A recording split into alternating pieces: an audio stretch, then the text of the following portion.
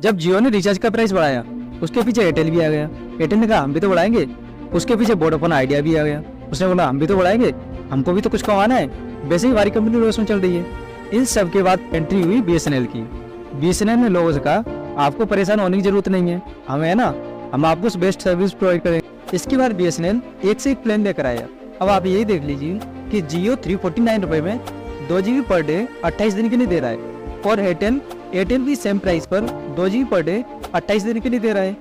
अब बीआई के बारे में बात करें, बीआई तो इन सबसे ऊपर है।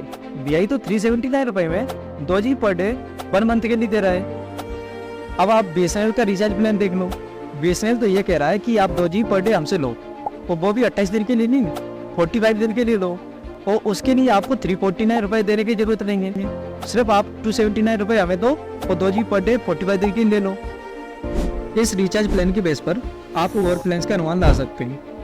आपने यहाँ तक तो जान लिया, अब थोड़ा सा बीएसएनएल के बारे में जान लेते हैं। बीएसएनएल मार्केट में सन 2000 में आया, और इसने वहाँ तक सर्विस पहुँचाई जहाँ तक किसी भी प्राइवेट कंपनी की हिम्मत नहीं हुई। इसने हर उस इलाके में टावर लगवाए जहाँ से शहरी लोगों के साथ साथ ग्रामीण और पहाड़ी क्षेत्र के लोगों को मदद मिल सके। आखिरकार बीएसएनएल के साथ ऐसा क्या हुआ था जिससे ये लोगों के नजरों से दूर होती गई? इसके वैसे तो बहुत से कारण हैं, लेकिन इसमें 2 या 3 कारण इम्पोर्टेंट रोल निभाते हैं बीएसएनएल को पीछे करने में। इसका पहला कारण है पुरानी टेक्नोलॉजी पर काम करना। जब प्राइवेट कंपनियां 4G 5G को लाने में लगी थी, और बीएसएनएल अभी भी 2G 3G पर काम कर रहा था।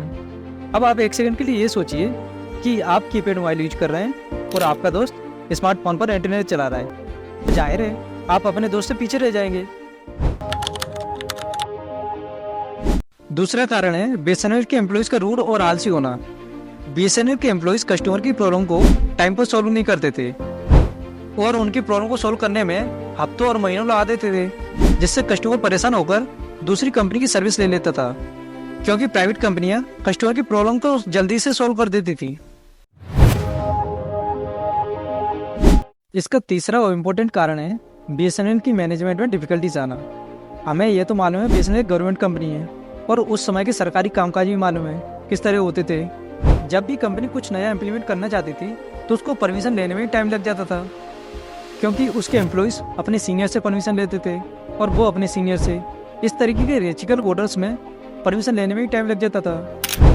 अब आप ही बताइए कि आपके कॉम्पिटिटर को परमिशन लेने में इतना टाइम नहीं लग रहा, और आपको परमिशन लेने में इतना टाइम लग रहा है, तो जाहिर है आप अपने कॉम्पिटिटर से पीछे रह जाएंगे। आपका जो बीएसएनएल की तरफ रुझान हुआ है, जी रिचार्ज महंगे हुए हैं सब पे, इसलिए हमने कहा बीएसएनएल का सस्ता है तो बीएसएनएल ले आओ। जियो का रिचार्ज करके हम लोग जी नहीं पाएंगे, प्लान दुगना बढ़ा दिया है। आप लोग क्या इंपोर्ट करा रहे हैं? क्या करा रहे हैं? सिम पोर्ट करा रहे हैं। क्या करा रहे हैं? सिम पोर्ट करा रहे हैं। పరిస్థితుల్లో बीएसएनएल ఇలా వినూత్నంగా క్యాంపెయిన్ చేయడం ప్రతి ఒక్కరికి। लेकिन अब बीएसएनएल कमबैक करने की कोशिश कर रहा है, तो इस मुहिम में हमें और आपको साथ देना है, जिससे प्राइवेट कंपनियों की मनमानी को कम किया जा सके। आपको ये वीडियो कैसी लगी कमेंट में अपनी राय जरूर दें, और इस वीडियो को लाइक करने के साथ साथ अपने दोस्तों के साथ शेयर जरूर करें।